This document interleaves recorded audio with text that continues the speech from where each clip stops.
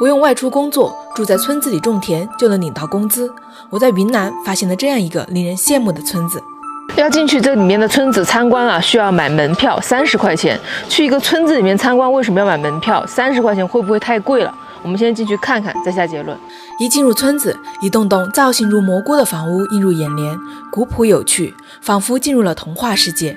这里是云南元阳的阿者克村，据说千百年前从别处迁徙到这片深山里的哈尼族先民，通过观察蚂蚁在蘑菇下面躲雨筑巢而得到灵感，便修筑了这造型如蘑菇的房子。这样的建筑传统延续了千百年之久。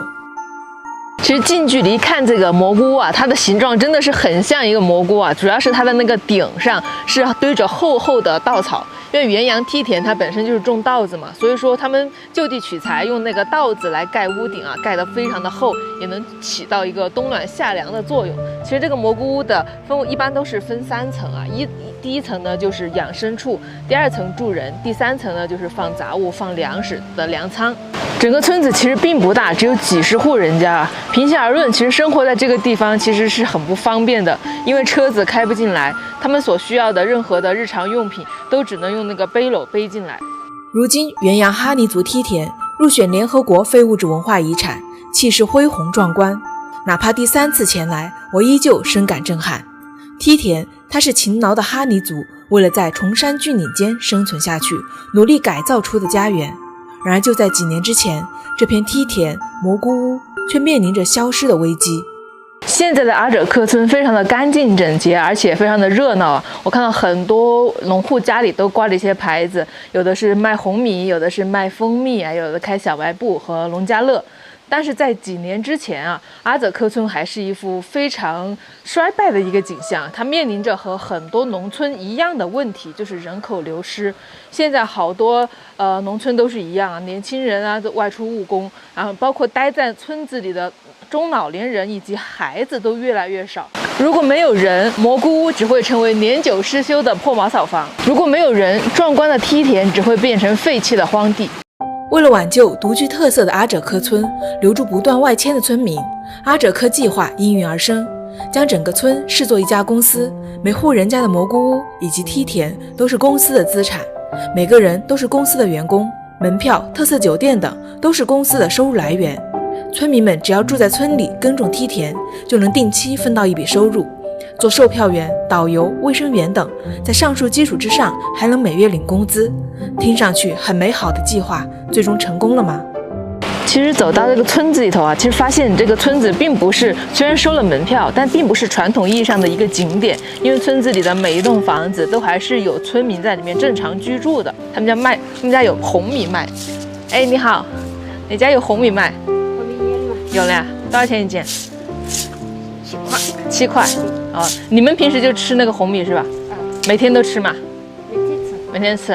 好，我看看啊，看到没？他们一般住都是住在2楼啊，1楼就是那个一般牲畜住的地方。哎，你好，这是你们红米啊？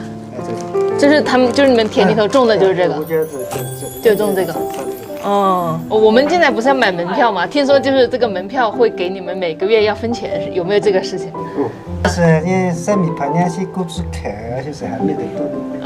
游客多就分得多哈。游客多。前年本年是2000，今年是游客多一点是。今年应该会好一点啊。今年是。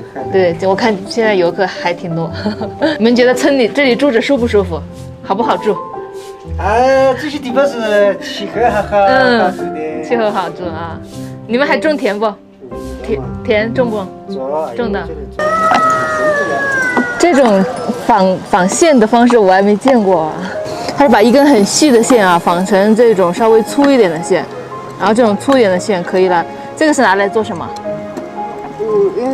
帽子哦。这样的粗一点的线可以拿来做帽子啊，它是一种扁扁的线。如今耕种梯田，卖手工，卖特产，蘑菇屋还是蘑菇屋，梯田还是梯田，无数游客羡慕的阿者克村终于被留存了下来。拍摄元阳梯田一般都是在日出和日落，但我觉得日落的时候最美。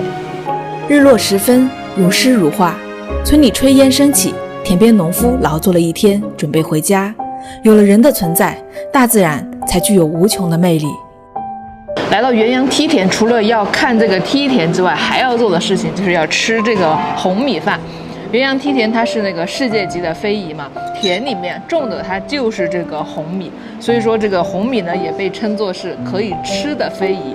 这红米呢，它看上去呢就是比我们普通吃的大米要疏松一些，比较干一些啊。但是呢，它这个呢是属于叫粗粮杂粮，吃的对人的身体是非常好的。今天点了2个菜啊，这个是笋子，这个季节吃点这个笋子啊是非常新鲜的。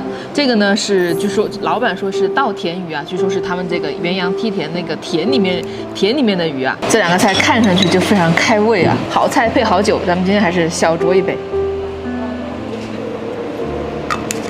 小酒先喝上，这一杯敬大家。勤劳的哈尼族在崇山峻岭间开垦了梯田，梯田哺育着他们，滋养着他们。如今，梯田以一种很新的方式留住了他们。有人的地方才有梯田，没有乡愁的地方便是最好的家园。